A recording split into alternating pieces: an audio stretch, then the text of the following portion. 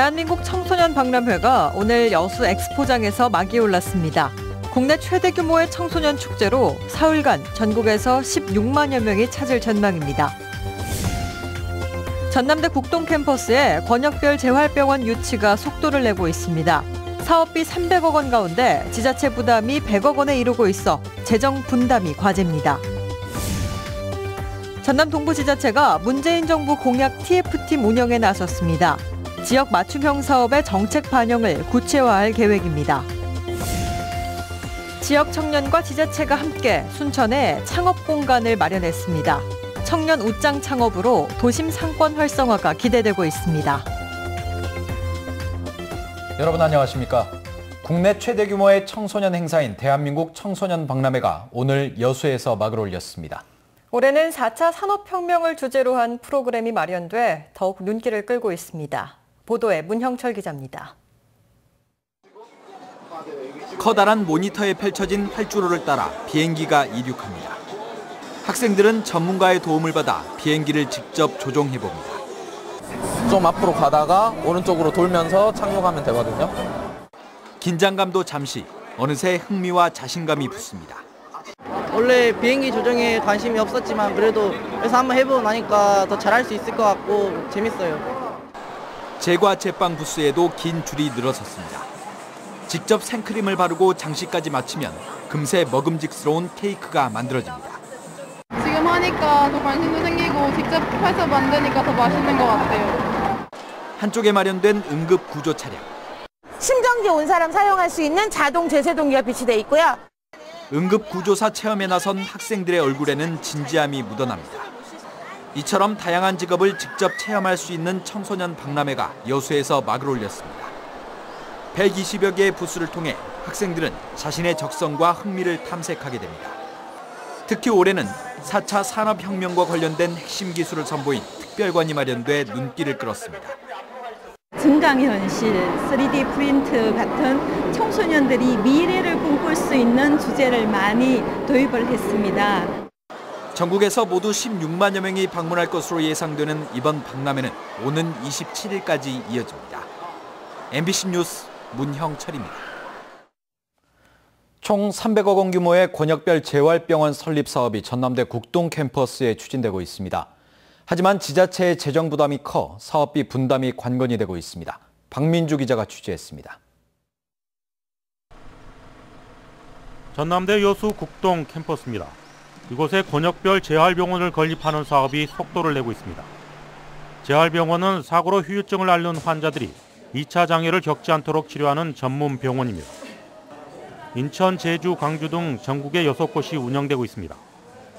전남대 병원이 최근 전라남도를 통해 건립 계획서를 보건복지부에 제출했습니다. 재활병원 유치는 다음 달 최종 결정됩니다. 위탁 운영을 하게 될 전남대학교 병원에서 사업 신청을 했고요. 보건복지부에서는 이달 말쯤에 사업 설명회를 통해 가지고 6월 중에 최종 선정 발표를 하게 되어 있습니다. 오는 2020년까지 150병상 규모로 건립되는 재활병원은 300억 원의 사업비가 들어갑니다. 위탁 운영을 할 전남대학교가 30억 원 상당의 부지를 제공하고 국비 135억 원이 지원됩니다. 쟁점은 여수시와 전라남도가 분담하는 135억 원. 이 가운데 105억 원을 여수시가 낼 계획인데 재정 부담이 크다는 지적이 나오고 있습니다. 현재 이 상태로 진행이 된다면 여수시의 재정 부담은 너무나 클 것으로 예상이 됩니다. 향후 전라남도와 여수시와 다시 한번 재협의를 통해서 대학 통합으로 제대로 된 활용 방안을 찾지 못했던 여수 국동 캠퍼스. 남중권의 중심 재활병원으로 거듭날 수 있을지 지역민들의 관심이 높아지고 있습니다. MBC 뉴스 박민주입니다. 여수시가 문재인 정부 공약과 관련해 선제적 대응에 나서고 있습니다. 여수시는 문재인 대통령의 공약과 새 정부의 국정 운영에 여수 지역 주요 사업들이 포함될 수 있도록 기획팀장 등 19명으로 구성된 전담 TF팀 가동에 나섰습니다.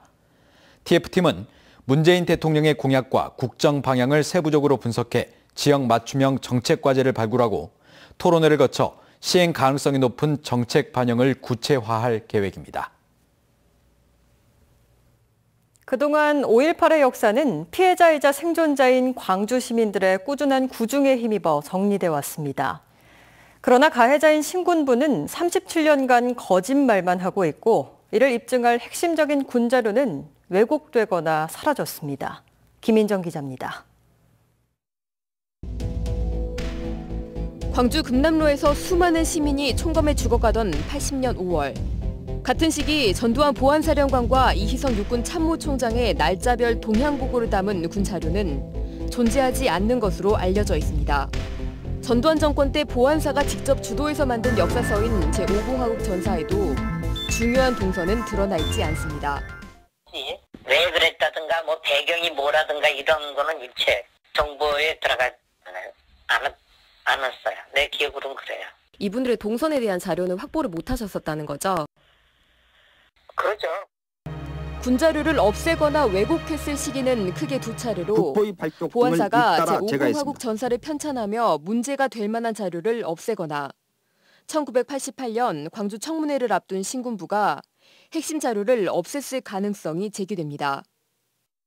이상한데 그거는 뭐 신군부 측에서 어떤 식으로든 정리를 했을 가능성이 가장 크게 추측되는 부분입니다. 동향보고 비슷한 게 있어야 되는데 사실은 그러한 부분들과 관련된 부분 그 회의록이 아니라 이제 그 자료 자체가 동향보고 자체가 가장 중요한 시기에 없어요. 확보된 군자료라도 공개하려는 용기 있는 시도가 그간 이어져 왔지만 민간 차원의 시도론 역부족입니다. 군 자료 내부에는 그런 조사 결과들이 다 있거든요. 그런데 그런 것들을 그 뒤에 어떤 과정을 통해서 왜곡이 됐는가 이런 것들이 낱낱이 밝혀져야지 이 실체적 진실이 드러난다고 봅니다. 사건 직후 12년간 가해자들이 대통령이자 국군 통수권자로 군림했던 상황도 5.18 진상규명을 어렵게 했습니다. 또 다른 국가폭력을 방지하기 위해서라도 5.18을 헌법 전문에 기록하는 일과 함께 군 기록 공개 등 진상규명을 위한 정부 차원의 노력이 절실한 때입니다. MBC 뉴스 김인정입니다. 서류를 허위로 꾸며 발전 회사들에게 저질 연료를 납품한 혐의로 목재 펠릿 수입업체 관계자들이 재판에 넘겨졌습니다. 광주지검 순천지청은 오늘 시가 170억여 원어치의 목재 펠릿을 수입한 뒤 규격에 맞는 것처럼 시험 성적서를 조작해 발전 회사에 납품한 혐의로 수입업체 관계자 3명을 불구속 기소했다고 밝혔습니다. 또 수입업체를 통해 목재 펠릿을 구입했는데도 자신들이 직접 구입한 것처럼 속여 300억여 원의 세금을 포탈한 발전회사 5곳도 불구속 기소했습니다. 검찰은 지난해부터 수입 금지 품목인 왕겨 펠릿의 납품 의혹 등을 지속적으로 수사해 지금까지 세관 공무원 등 7명을 구속 기소, 21명을 불구속 기소한 바 있습니다. 광양만권 경제자유구역청이 지역 산업단지 내 공장 건축물의 건축면적 기준 완화를 요구했습니다.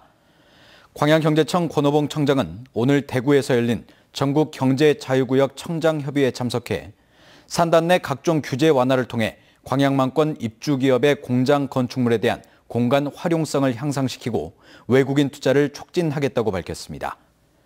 전국경제자유구역 청장협의회는 경제자유구역 간 상호 협력 체계를 구축하고 원활한 사업 추진을 위해 지난 2008년 이후 매년 2차례씩 열리고 있습니다. 오는 29일부터 여수시 돌산청사에 입주한 8개 부서가 문수청사로 이전됩니다. 여수시는 돌산청사가 내년 상반기 국제교육원으로 개원함에 따라 현재 돌산청사에서 운영되고 있는 8개 부서를 오는 29일부터 문수청사로 이전해 업무를 시작한다고 밝혔습니다. 이전 부서는 지역경제과, 수산경영과, 수도행정과, 상수도과 등입니다. 이와 함께 여수시 도시공사와 여수산단 공동발전협의회 등 돌산청사를 사용하고 있는 기관 단체도 사무실 이전을 추진하고 있습니다. 도심 상권 활성화를 위해 지역 청년과 지자체가 함께 창업 공간을 마련해 관심을 모으고 있습니다. 순천에 문을 연 청년 웃장은 오늘 전라남도와 순천시 관계자 등 100명이 참석한 가운데 개점식을 가졌으며 지난해 10월 선정된 순천과 광양 지역 청년들이 15곳의 점포에서 본격적인 판매에 들어갔습니다. 전국 청년 창업 희망자를 대상으로 추진된 청년 웃장 사업에는 모두 3억 7천만 원이 투입됐으며 원도심의 관광객 유입으로 지역 경제 활성화가 예상됩니다. 이달 초 여수시 화장동에 문을 연 천사 무료급식소의 운영일이 변경됩니다. 천사 무료급식소 여수지소는 매주 화요일과 목요일, 토요일에 진행하던 무료급식을 다음 주부터 월요일과 수요일, 토요일에 운영한다고 밝혔습니다. 급식소 측은 또 이용자들이 하루 300명을 넘고 있지만 자원봉사자가 부족해 운영에 어려움을 겪고 있다며 시민들의 적극적인 봉사활동 참여를 당부했습니다. 광양시가 광양항 배후단지 전력공급시설을 위한 예산 확보에 나섰습니다. 광양시는 최근 광양항 컨테이너 부두 크레인 가동을 위한 전력 외에 154kV의 전력시설을 광양항에 설치해 줄 것을 해수부에 건의했습니다.